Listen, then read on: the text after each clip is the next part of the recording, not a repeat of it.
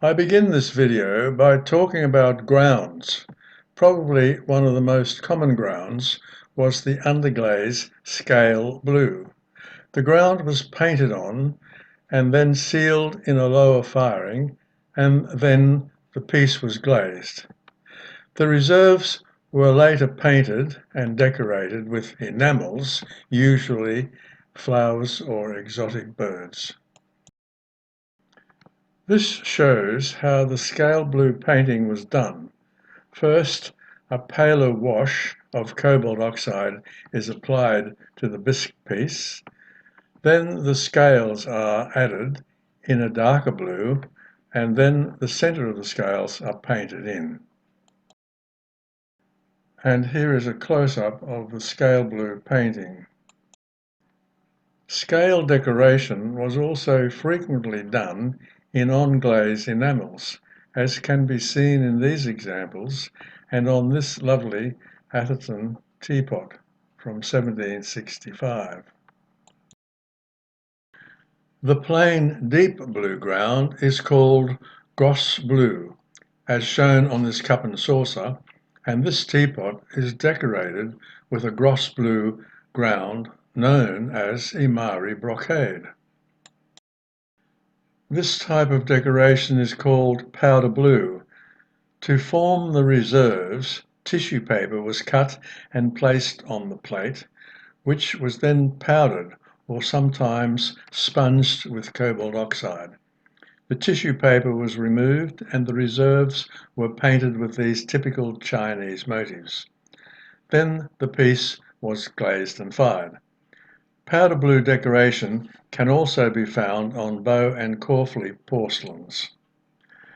Ground colours were also applied in on-glaze enamels. This one is called apple green.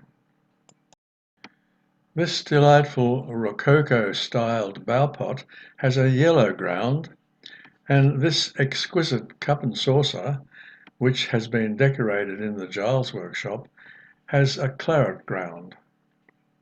This teapot and stand were prepared with the underglaze blue part of the Queen Charlotte pattern. They were glazed but never finished with the enamelled part of the decoration as seen here. In red and puce enamel and also gilding. This is another variation of the Queen Charlotte wall pattern, sometimes referred to as the Catherine wheel. It was named after Queen Charlotte, who was the wife of George III. Here are two pictures of a bowl known as the Armour bowl with a beautiful turquoise ground. The reserve is painted on this side with flowers in blue enamel and on this side with exotic birds and fruit.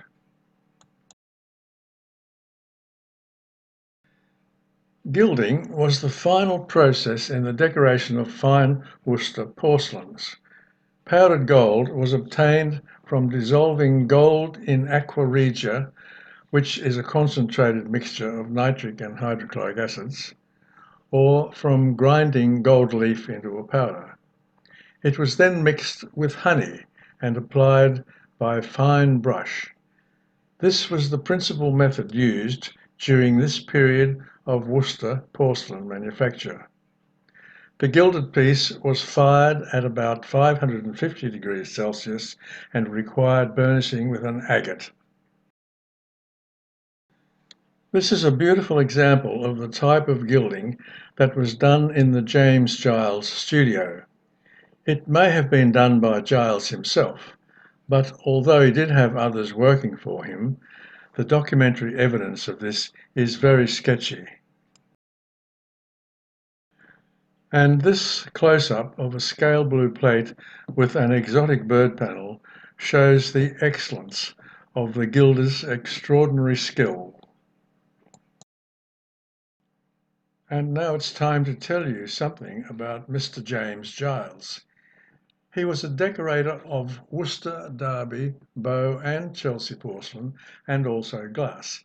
He maintained a fashionable showroom in Cockspur Street in London, enjoying the patronage of royalty and affluent clients. Giles bought his undecorated porcelains and glass from a large number of sources. From about 1763, he decorated Worcester porcelains, which were purchased in the white and glazed or with grounds applied. An early advertisement in 1763 stated that this ingenious artist copies the pattern of any china with the utmost exactness, both with respect to the design and the colours, either in the European or Chinese taste. He has also brought enamel colours to great perfection. Although he created outstanding works of art, he was financially incompetent and was bankrupted in 1774. The identification of Giles' work is bedevilled by an absence of signatures and marks. He was particularly noted for his work in the styles of Sèvres and Meissen. However, the crossed swords mark with a 9, as seen there on the left, is deemed to indicate pieces that were finished in the Giles studio. Here are 3 different examples of littered hexagonal vases. The one on the right has an iron red ground.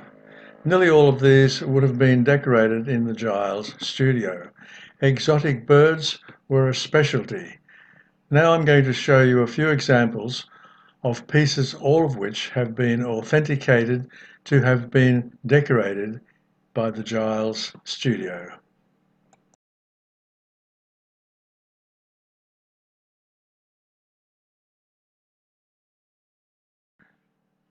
Two different spoon trays, one in enamels and the other in gilt only. He was a master at this kind of enamelling, fruit and insects in this case. The inset shows a lovely pierced basket with the same decoration as the plate.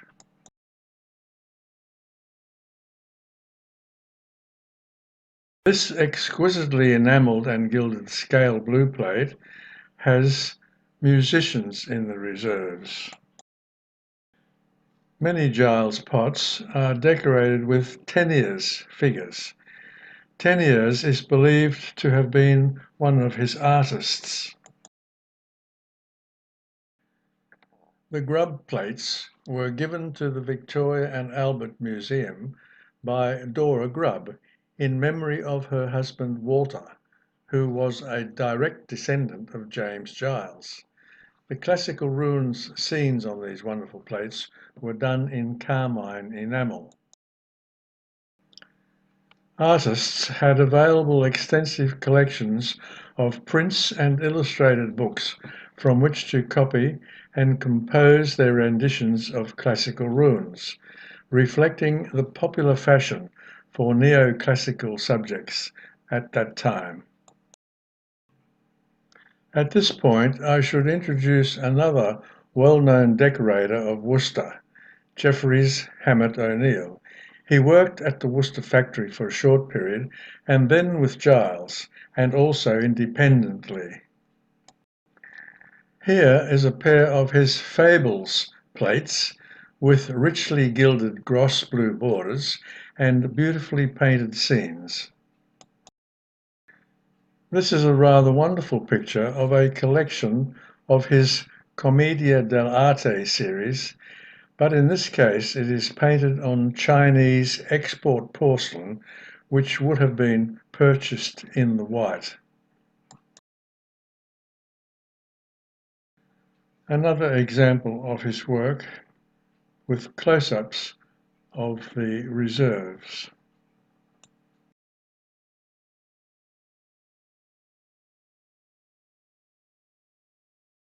Here are 2 vases decorated by another outside decorator who also worked with Giles. His name was John Donaldson. Lions and leopards on the left and Leda and the Swan on the right.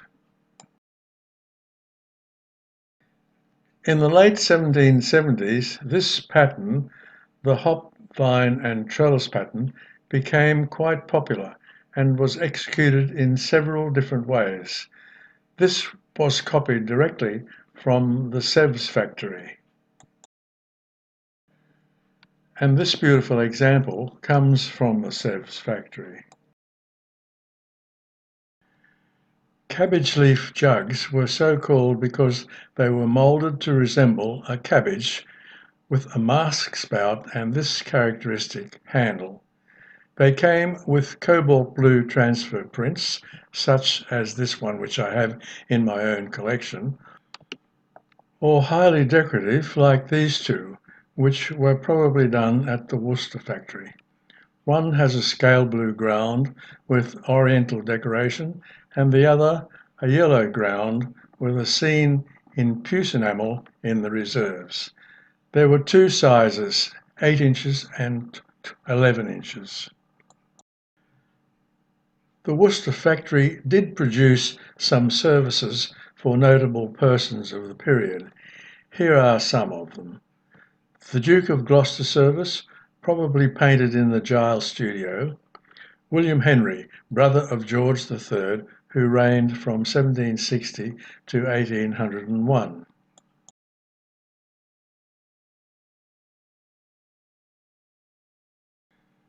The Bishop Sumner pattern. Bishop Sumner was a Church of England minister. The Earl Dalhousie service. He was a member of the Scottish peerage.